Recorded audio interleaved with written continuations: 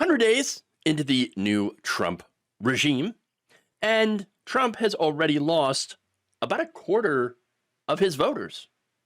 According to new polling, about 1 in 4 Trump voters either regret voting for him or are very disappointed by the performance of this administration. This is from a Navigator Research poll that was conducted April 24th to 28th among 1,000 registered voters. Now, they found that about 1 in 9 respondents, that's 11%, who voted for Trump in 2024 expressed regret for doing so. So 11%, 16%, they don't regret voting for him, but are quite disappointed. Now, those are not large numbers, okay? And so, yeah, what's the big deal then? It's not very large numbers, all right? Well, Donald Trump didn't really have much of a mandate, didn't have much of a win, much of a lead, and so every little bit that gets peeled away from him does matter, okay? Now, that said, among those who are identified as moderates, 47% said that they regret voting for Trump or are disappointed by his early performance, while 43% of Trump voters who do not identify as MAGA said the same. So, look, he's losing the middle, all right? The middle is peeling off. But MAGA, you already know the answer. They ain't never going to peel off, okay? The vast majority, 73% of Trump voters, neither regret their vote, nor do they feel disappointed by the first few months back in the Oval Office. Only 13% of those who identify as MAGA say, yeah, I regret it, or I'm disappointed. No surprise there. The cult is going to cult. We are not going to sway them. That said, everyone else, there's a chance. Overall, Navigator's poll found that just 44% of voters surveyed approve of Trump's performance as president, while 54% disapprove.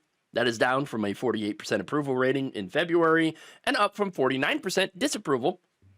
And why does this matter? Well, Trump began his second term with higher approval ratings than ever. People were like, yes, we're excited. Yeah, we don't have to deal with Kamala Harris or anything like that. Yes, we've got Donald Trump. It's backing off. Oh my God, this was a mistake. Man got handed a strong economy with inflation, which was pretty disastrous. Okay. Low unemployment, but with jobs that generally don't pay enough. Look, the reason that I have to point that out is because there have been systemic issues, okay? Issues that were there long before Joe Biden was elected and before Donald Trump. Now, Trump has absolutely no intention of fixing those very real economic issues. In fact, when Trump got elected, he actually made those issues worse. Now, what Trump's campaign did, though, in order to get elected, was lie. A lot. They lied about what the tariffs are, what they would actually mean. They lied about lowering grocery prices. I'm going to lower the price of groceries day one. And now he's like, yeah, no, the grocery prices not being lowered at all. In fact, things are going to get more expensive. Maybe you should buy less. Oh, boy. Prescription drugs, of course, he backtracked on the Biden plan that actually lowered some prescription drug prices. So he effectively increased the price of prescription drugs, housing, etc., all this stuff. All right. They also lied totally about immigrants. There's a lot of fear mongering about them. If you can remember, they're eating the cats. They're eating the dogs. They're taking the welfare. They're doing the crime. They're stealing your job. It's just lie after lie after lie after lie. Okay. No, the people that are stealing your jobs are actually corporate CEOs that are using AI, or they've been sending your jobs overseas for decades, or importing H-1B visa holders they can exploit easier for profit. Hey, guess who else is doing a lot of H-1Bs? Donald Trump. Yes. But thanks to the media environment, a lot of people bought his lies. Okay. And of course, now that he is not able to make good on most of his promises, Voters are getting pissed. According to a focus group held by Navigator Research alongside this poll, independent voters in the swing states of Pennsylvania, Michigan, and North Carolina are expressing deep regret and frustration over supporting Trump in the 2024 election. One anonymous independent male voter from Michigan told the focus group, "I had never voted for a candidate in a long time.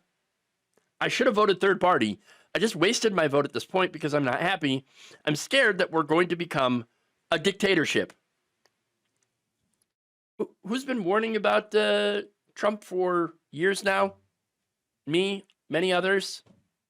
This guy just completely went right over his head. Missed it. He just missed it. Yeah. Now, another Pennsylvania woman called his behavior, Trump's behavior, asinine. Quote, "As I watch his asinine comments and actions, I just think to myself, did I really vote for this guy? And I really thought it was going to be better." Yeah, if that's not regret, I don't know what is. Right? Another female independent voter from Pennsylvania said, quote, "With the economy, we were probably expecting a little more leniency with him bringing things down, like he promised. He was going to help with the economy and promised he was going to help disabled vets and help this and help other people and help homeless people and he's not holding in any of those." That's because he never meant a single goddamn word of it. Okay. "Oh, yeah, no, I'm going to help all these people." No, you're not.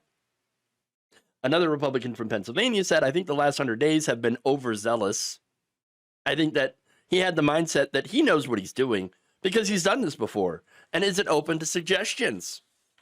And has this built bull in a china shop attitude, and it's going everywhere.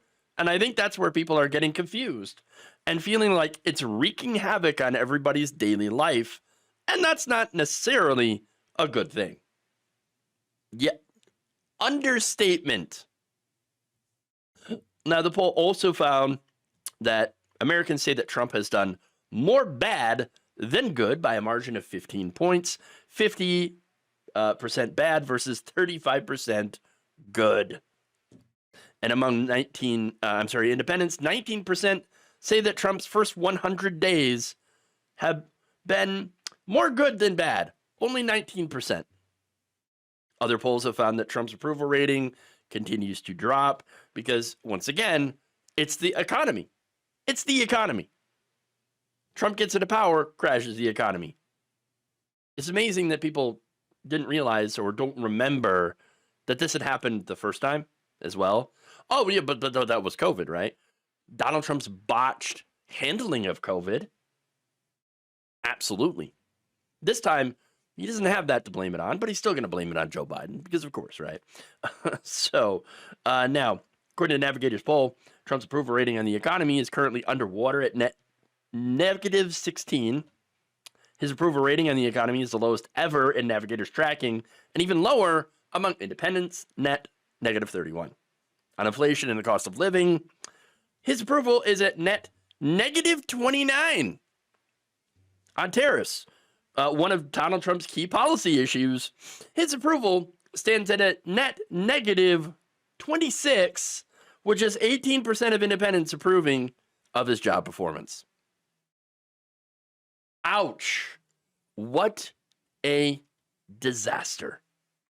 You know, it's too bad that they can't take those votes back, because as bad as it is now, the worst is yet to come.